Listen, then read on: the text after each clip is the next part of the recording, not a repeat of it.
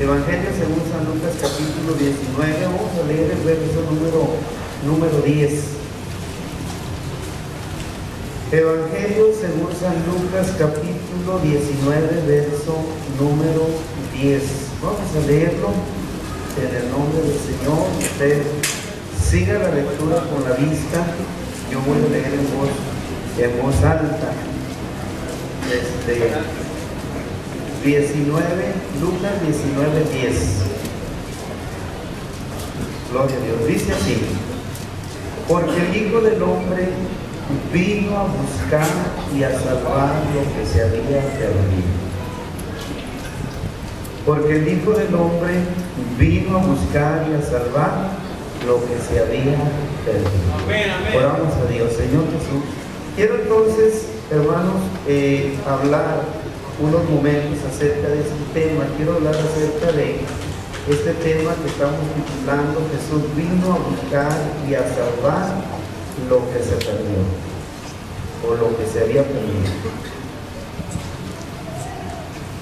La Biblia nos presenta o si usted la lee y la analiza a grandes rasgos, va a encontrar ahí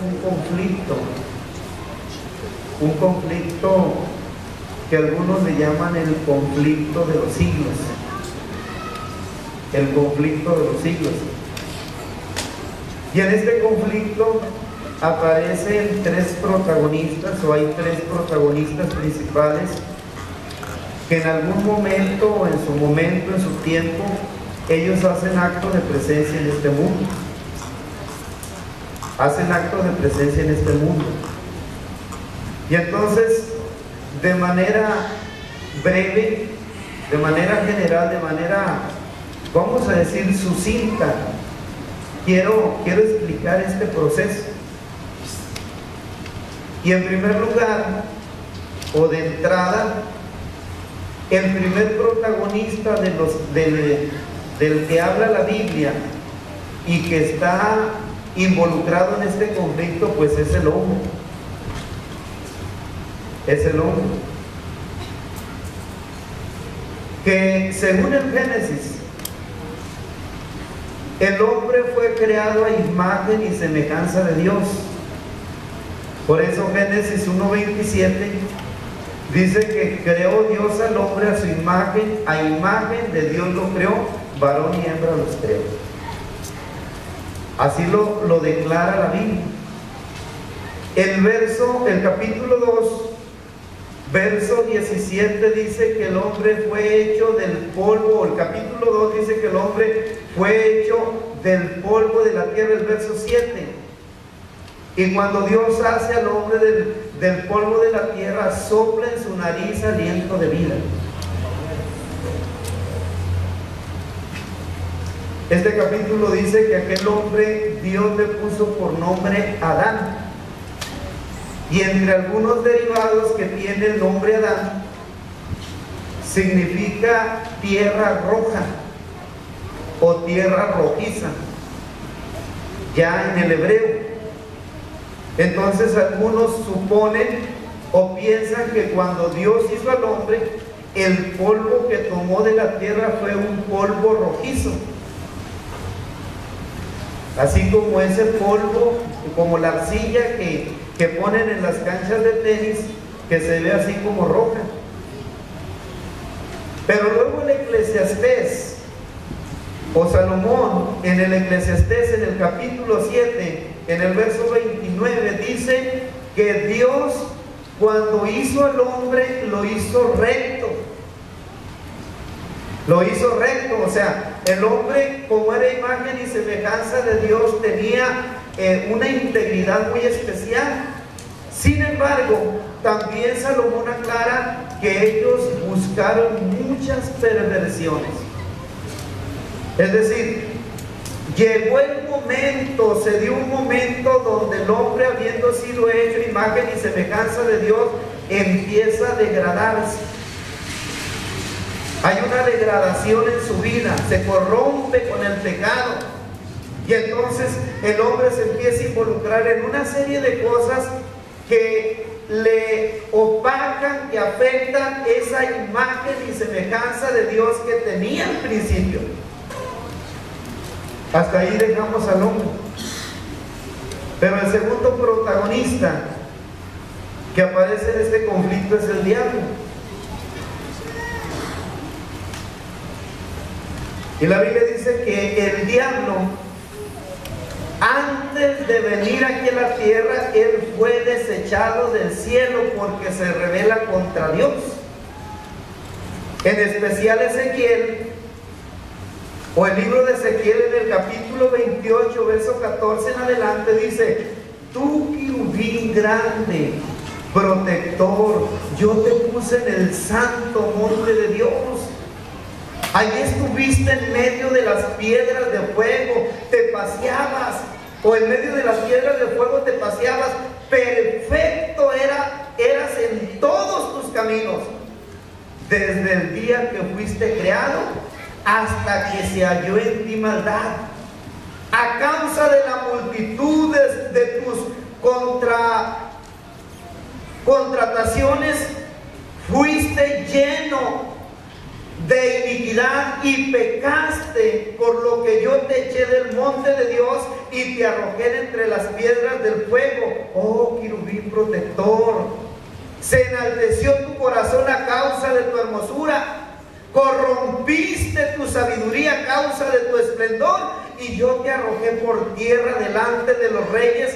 Te pondré para que miren en ti con la multitud de tus maldades y con la iniquidad de tus contrataciones. Profanaste tu santuario. Yo pues saqué fuego de medio de ti, el cual te consumió, y te puse en ceniza sobre la tierra a los ojos de todos los que te miran. Pero el diablo se rebela contra Dios. El diablo era un ángel, y era un ángel especial, un ángel preferido, era una luz hermosa, era un ángel bello.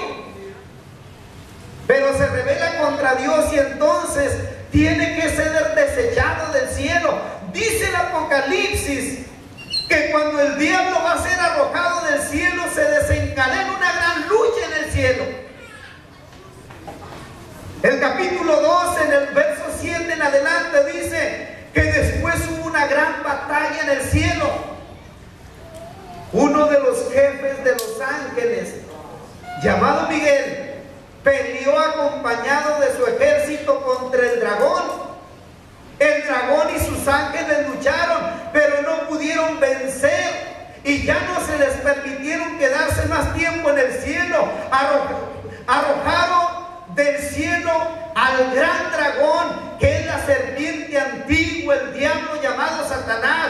Él y sus ángeles fueron lanzados a la tierra y se dedican a engañar a todo el mundo. Y el verso 12, hay como una especie de endecha, y dice que se alegren los cielos y todos los que ahí viven. Pero ¿qué mal les va a ir a los que viven en la tierra y a los que habitan en el mar? El diablo está muy enojado, ha bajado a combatirlos. Bien sabe el diablo que le queda poco tiempo. Pero qué tremendo. ¿Qué mal les va a ir a los que viven en la tierra y a los que habitan en el mar? El diablo está muy enojado.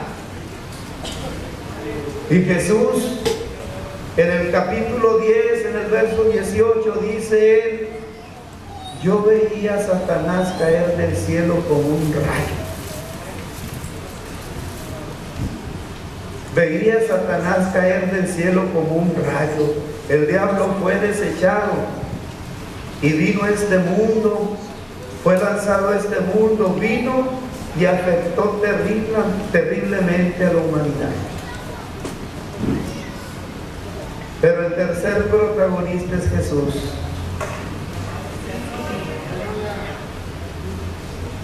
Jesús entra en escena y dice la Biblia que él vino con una encomienda especial.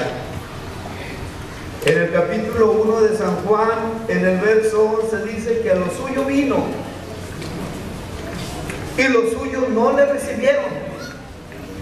Mas a todos los que le recibieron, a los que creen en su nombre, les dio potestad de ser hechos hijos de Dios. Además, también la Biblia dice que solo Jesús fue el único capaz de contrarrestar la obra maligna del diablo. Gloria a Dios. Nadie más lo logró. Por eso en la primera carta de Juan, en el capítulo 3, en el verso 8, dice que el que practique el pecado es del diablo, porque el diablo peca desde el principio. Para esto apareció el Hijo de Dios, para deshacer las obras del diablo. ¿Qué quiero decir con esto? ¿Qué quiere decir la Biblia con esto? Nadie puede ser librado del yugo del pecado si no viene a Jesucristo.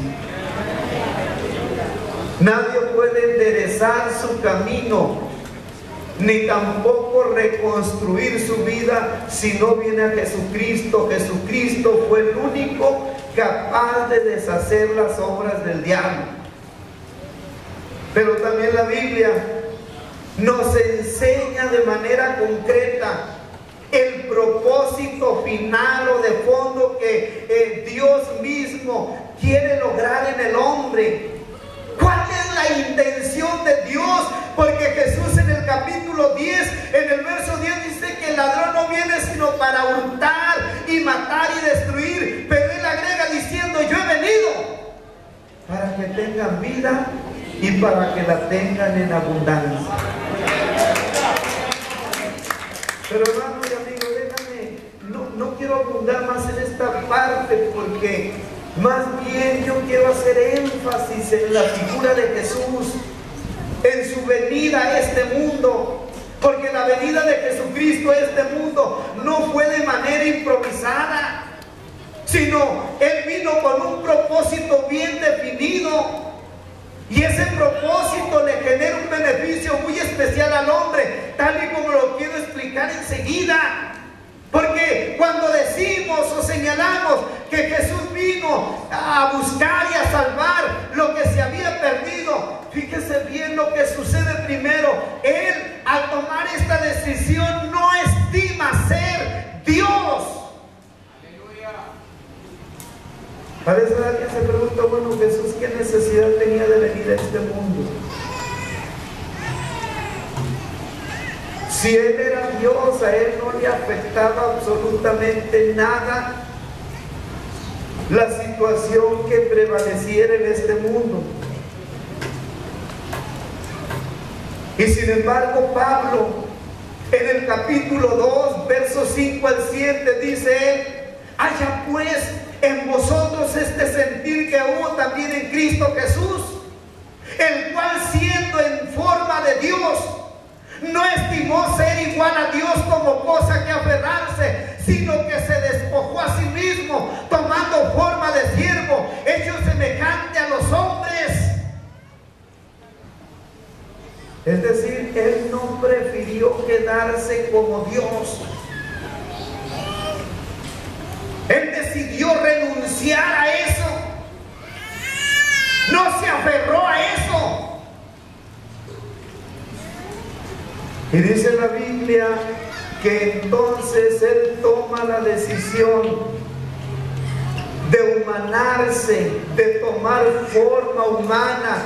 La Biblia concretamente señala que Él se hace pecado por nosotros. Es decir, Él toma un cuerpo, viene a este mundo, se humana, se hace pecado por nosotros.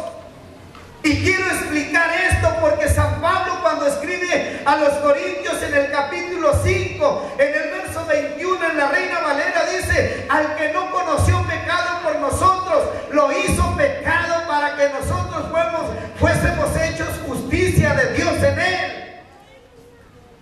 Pero el mismo verso y estas mismas palabras, en la versión de la Biblia Dios habla hoy, dice: Cristo no cometió pecado alguno. pero por causa nuestra Dios lo hizo pecado para hacernos a nosotros justicia de Dios en Cristo. Y la Biblia de lenguaje sencillo dice: Cristo nunca pecó, pero Dios lo trató como si hubiera pecado, para declararnos inocentes por medio de Cristo. ¿Sabe bien qué significa esto? ¿Sabe, hermano? Y sobre todo usted, amigo, que no ha aceptado a Jesucristo. Cristo decidió que sobre Él cayeran todas las acusaciones, todas las maldiciones, todo aquello que le tocaba a usted y a mí experimentar. Dios lo trata como si hubiera pecado, como le tocaba a usted y a mí sufrir, así lo trata Dios. Se hizo pecado por nosotros, sufre Él lo que nosotros habríamos de sufrir. Pero también dice la Biblia que en eso de no estimar ser Dios, Él decide venir y habitar entre nosotros. Habitar entre nosotros. Él anduvo en este mundo, anduvo entre los humanos, se movió entre ellos, se relacionó con el ser humano, trató con el hombre. Por eso San Juan en el capítulo 1, en el verso 14, dice que aquel verbo fue hecho carne y habitó entre nosotros, y vimos su gloria, gloria como del unigénito del Padre, lleno de gracia y de verdad. ¿Se imagina a Dios moviéndose en medio del ser humano, en medio de los hombres? ¿Se imagina, amigo, que Dios se mueve en su corazón? Si el hombre estaba vedado, impedido de tratar con Dios, porque el capítulo 3, verso 23 de la carta a los romanos dice que la ley, esto era lo que establecía y decía: por cuanto todos pecaron, están destituidos de la gloria de Dios. Es decir, el hombre no tenía ninguna posibilidad de tratar con Dios, pero Jesucristo, Dios decide encarnar en Jesucristo y venir y moverse entre nosotros y tratar con nosotros y compartir su gloria con el ser humano y buscar que el ser humano lo reconociera como su Dios. No se aferra a estar allá como Dios. Él desciende, Él viene a este mundo. Él, amigo, se mueve, se movió y se sigue moviendo entre los hombres. Pero mire qué interesante, porque hay algo más. Es decir, Él renuncia, Él no se aferra a ser Dios, pero también Él entrega su vida en sacrificio por todos nosotros. San Pablo, cuando le escribe a los filipenses en el capítulo 2, en el verso 8 dice: y estando en la condición de hombre, se humilló a sí mismo. Imagínense Dios humillándose, haciéndose obediente hasta la muerte y muerte de cruz. Se humilló a sí mismo, haciéndose obediente hasta la muerte y muerte de cruz. Él entrega su vida. No le importa sacrificarse por nosotros. Llega hasta la muerte de cruz. Pero en eso de sacrificarse, o sea, llegó hasta un punto Jesús que Él estuvo dispuesto a recibir las maldiciones que a nosotros nos tocaba experimentar, que debieron caer sobre nosotros. A veces escuchamos la historia de la cruz y la escuchamos de manera romántica, tierna. Y a veces podemos limitarnos a ver a un hombre que decidió morir en esa cruz y hasta ahí. Y hay quien hasta en ese sentir romántico y tierno trae esa cruz colgada en su cuello o la pone por allí en su casa. Pero si supiera lo que significa en realidad la cruz.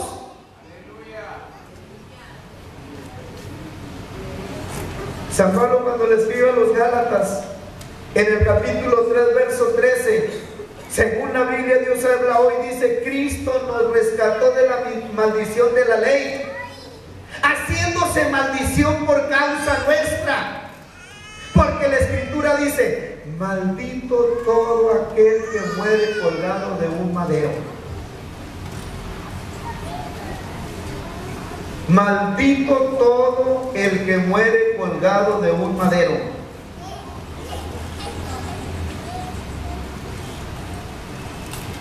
Y sin embargo Jesús lo acepta. Usted y yo,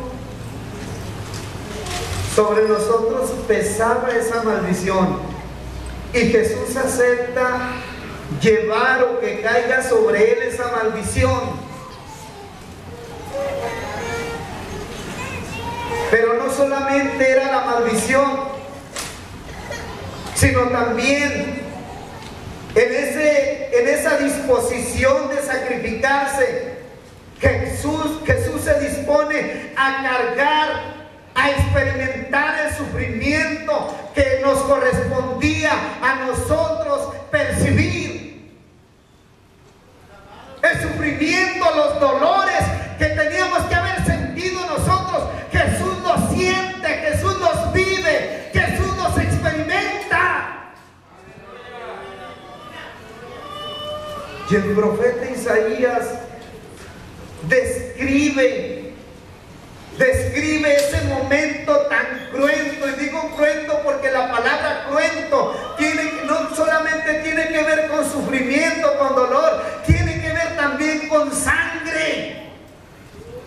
Tiene que ver con sangre, un sufrimiento. Y dice el profeta Isaías en el capítulo 53, en el verso 4 y 5, en la Biblia Dios habla hoy: y sin embargo, dice, Él estaba cargado con nuestro sufrimiento,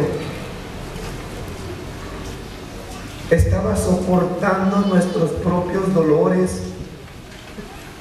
Nosotros pensamos que Dios lo había herido, que lo había castigado y humillado, pero fue traspasado a causa de nuestra rebeldía, fue atormentado a causa de nuestras maldades. El castigo que sufrió nos trajo la paz, por sus heridas alcanzamos la salud.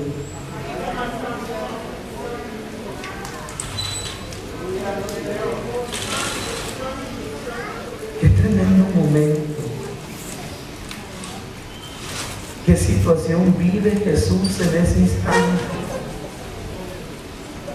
Escuchen los términos que se utilizan para describir ese momento tan terrible. Él soporta nuestros propios dolores.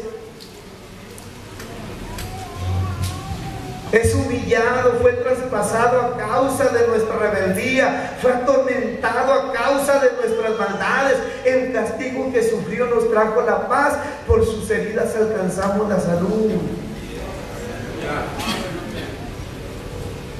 ¿Sabe dónde deberíamos estar usted y yo ahorita? En el infierno.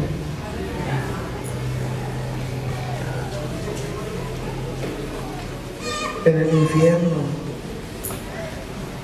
Allá deberíamos estar retorciéndonos de dolor, sufriendo a cada momento, experimentando el dolor como pago a nuestros pecados. Pero ¿sabe una cosa? Jesús dijo: no, yo los voy a recibir todos para que ellos estén en paz. Gloria a Dios. Yo voy a sufrir todo eso para que tengan salud, para que no los siga hiriendo el pecado o destrozando y destruyendo el pecado. Jesús está diciendo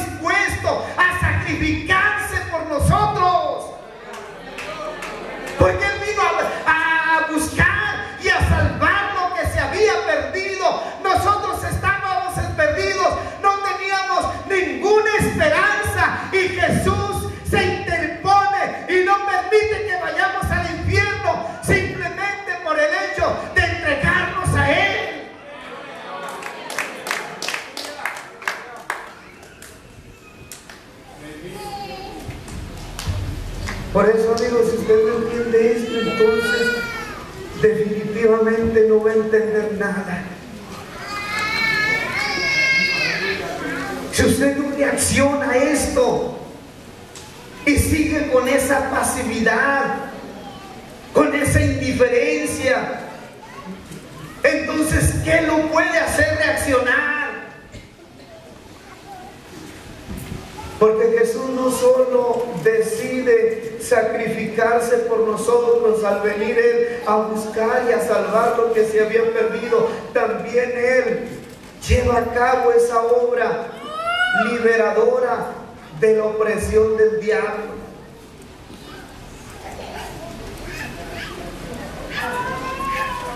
Nadie podía o nunca pudo detener al diablo. El diablo estaba haciendo destrozos en este mundo. No existía ninguna luz de esperanza para el ser humano. Todo estaba invadido de tinieblas. Y el escritor del libro de los Hechos, en el capítulo 2, en el verso 38, dice que como Dios ungió con el Espíritu Santo y con poder a Jesús de Nazaret, y cómo este anduvo haciendo bienes y sanando a todos los oprimidos por el diablo, porque Dios estaba con él.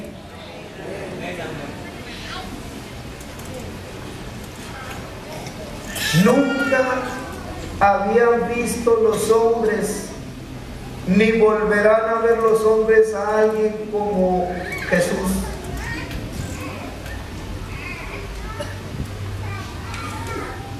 Jesús rompió todos los modelos de su tiempo.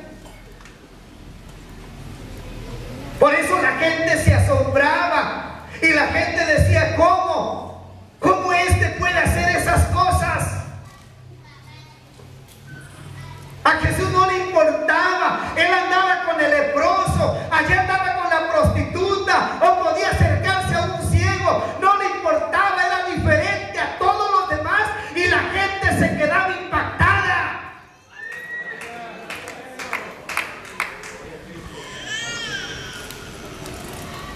Porque Él viene a romper esas cadenas, la opresión del diablo.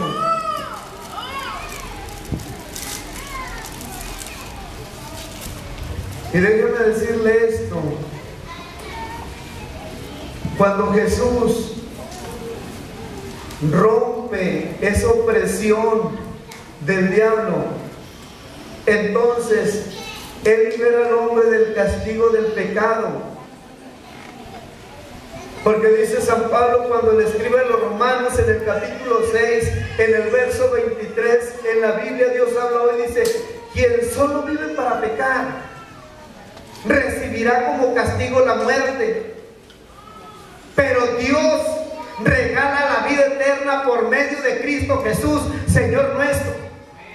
En la Reina Valera dice: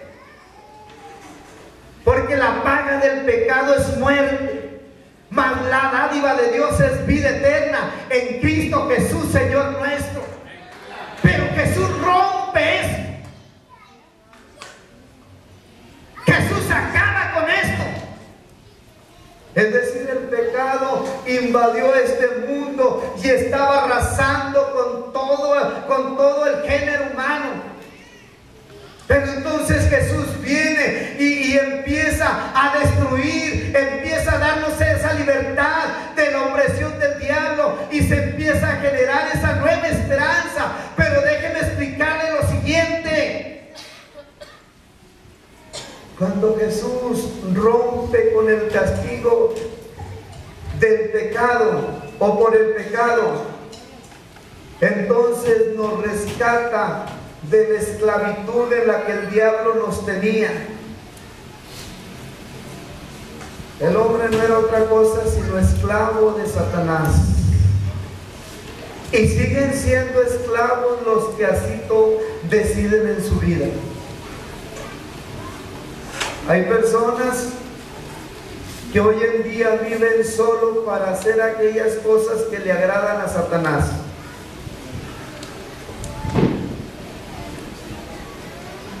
Y en su momento era la única alternativa que el hombre tenía. Pero ahora, el hombre, si así lo decide y se acerca a Cristo, ya no va a seguir siendo esclavo de Satanás. Ahora puede ser siervo de la justicia. Dice el Evangelio según San Mateo en el capítulo 20, en el verso 28 en la Biblia o en la versión Reina Valera, dice: como el Hijo del Hombre no vino para ser servido, sino para servir y para dar su vida en rescate por muchos. Jesús nos rescata. Qué terrible que alguien que ya haya sido rescatado por Jesús quiera seguir secuestrado por Satanás.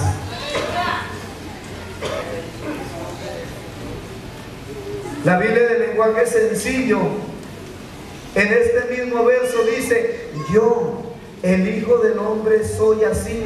No vine a este mundo para que me sirvan, sino para servir a los demás. Vine para liberar a la gente que es esclava del pecado, y para lograrlo pagaré con mi vida. Amigo, usted no tiene por qué seguir siendo esclavo del diablo. Ahora Jesús lo está llamando.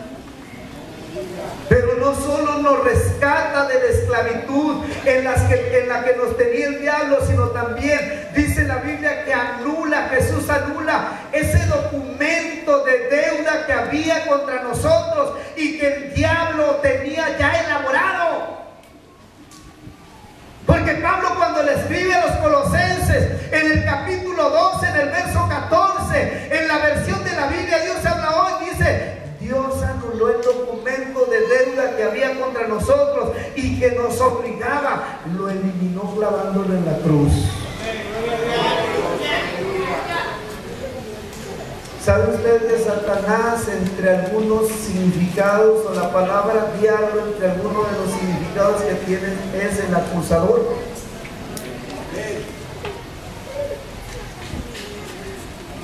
Y entonces él tenía ese documento,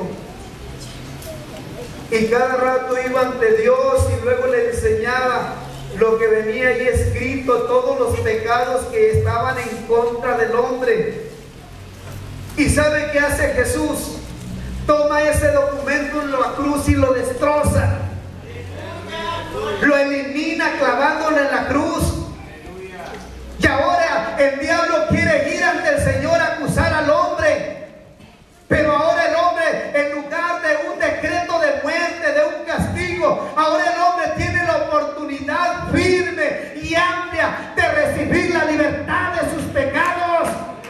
Ahora el hombre se acerca a ese abogado y ya no va a recibir esa lista de pecados que le era contraria. Ahora Jesús le dice: yo ya la destruí, solo necesitas aceptarme como tu Salvador y yo me encargo de lo demás.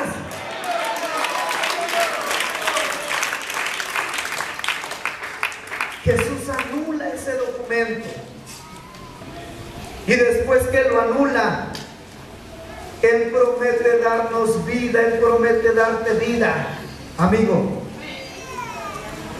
El verso 13 de este capítulo 2 de Colosenses, en la Biblia Dios habla hoy, dice: ustedes en otro tiempo estaban muertos espiritualmente a causa de sus pecados y por no haberse despojado de su naturaleza pecadora, pero ahora Dios les ha dado vida juntamente con Cristo, en quien nos ha perdonado todos los pecados.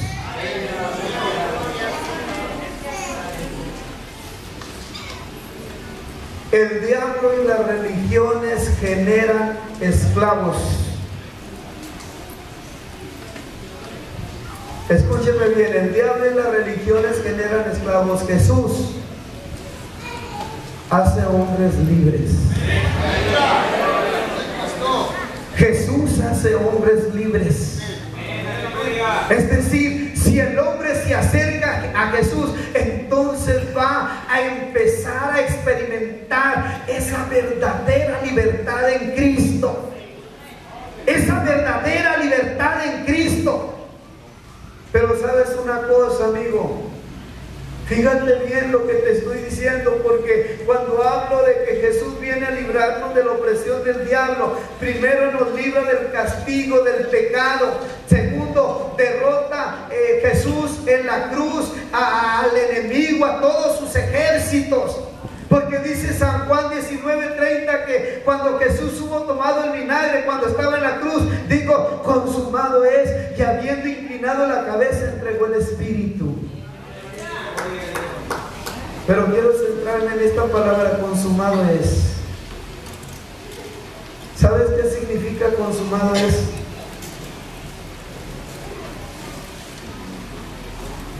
Por primera vez retumba en el universo una exclamación de victoria contra el diablo.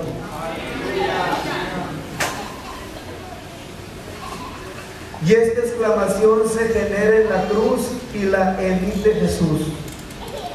Cuando Jesús dice consumado es, lo que Él está diciendo es, he derrotado al diablo. Hay una nueva oportunidad para el ser humano. Por eso hablo que Jesús derrota al enemigo, al diablo en la cruz. ¿Y de qué manera lo hace? Quitándole el poder a su ejército. Porque San Pablo, en la carta a los Colosenses, en el capítulo 2, en el verso 15, en la Biblia Dios habló y dice, Dios despojó de su poder a los seres espirituales que tienen potencia y autoridad. Y por medio de Cristo los humilló públicamente, llevándolos como prisioneros en su desfile victorioso. Déjame decirte esto, en la antigüedad, cuando un rey salía con sus ejércitos a luchar contra los enemigos, cuando lograban la victoria traían los prisioneros y llegaban a su imperio y entraban y todo el mundo los recibía con aplausos, con vivas. Ahí entraban en un desfile a la grande ciudad, a la sede del imperio, y entonces la gente, los súbditos del rey, lo recibían como un ejército victorioso. Y fíjate bien lo que dice San Pablo, Dios despojó de su poder a los seres espirituales que tienen potencia y autoridad, y por medio de Cristo los humilló públicamente, llevándolos como prisioneros en su desfile victorioso. Jesús exhibe al diablo y a sus ángeles. Es decir, no solamente Jesús o la victoria de Jesús en la cruz, no solamente es un momento fugaz. En ese momento Jesús le quita todo el poder al ejército del diablo.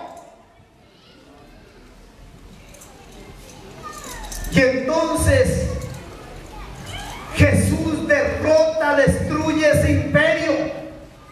Porque el capítulo 2, verso 14 de la carta a los Hebreos, en la Reina Valera dice, así que por cuanto los hijos participaron de carne y sangre, Él también participó de lo mismo, para destruir por medio de la muerte al que tenía el imperio de la muerte. Esto es al diablo. Amigo, el diablo está derrotado.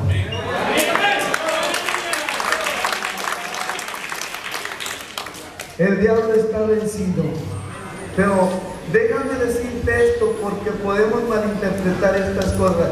El diablo está vencido a través de Jesucristo. No te vayas a soltar y te vayas a confiar dirigiéndoles conjuros al diablo, pensando que tú tienes la capacidad para vencerlo. No, el único que lo ha vencido es Jesucristo, y a través de Jesucristo el diablo está ya manejado, está vencido. Él está vencido. Jesús vino a este mundo a buscar y a salvar lo que se había perdido, y Él entonces vence, nos libra de la opresión del diablo. Si tú, amigo, sigues queriendo, si decides seguir como esclavo del enemigo, bueno, ya es tu decisión. Ya es algo que tú decides. Porque te voy a decir una cosa y con esto quiero terminar. Es muy importante que tú valores la acción salvadora de Jesucristo.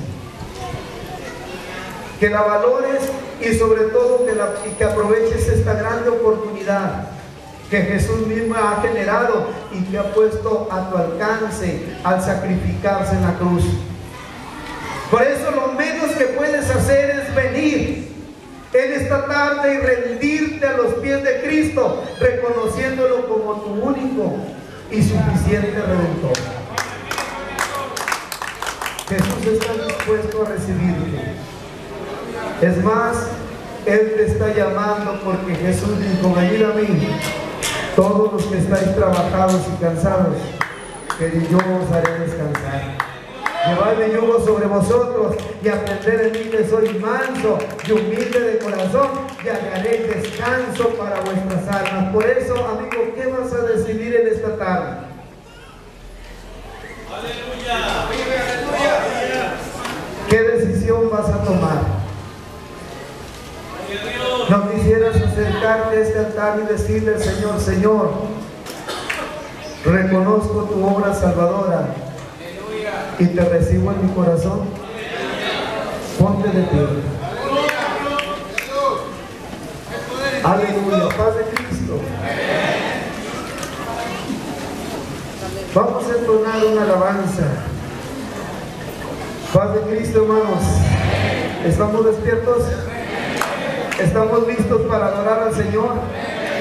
Podemos decirle al Señor: recibe toda la gloria. Y mientras le decimos cantando, usted, amigos, se acerca a este altar. Queremos orar por usted. Queremos decirle al Señor: toca su corazón. Usted que todavía no ha sido bautizado, ¿por qué no viene y se postra aquí a los pies del Señor Jesucristo y le dice al Señor que trate con su vida, que trate con su alma? ¿Quiere acercarse? Venga aquí a este altar, aquí permanezcan de pie. Vamos a orar por ustedes, pero cantamos esta alabanza. Vamos a entonar este himno. Aleluya.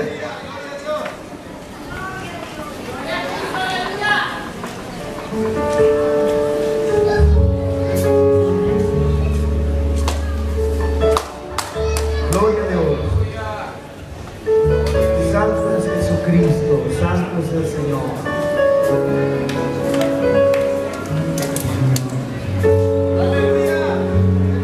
Abra su corazón,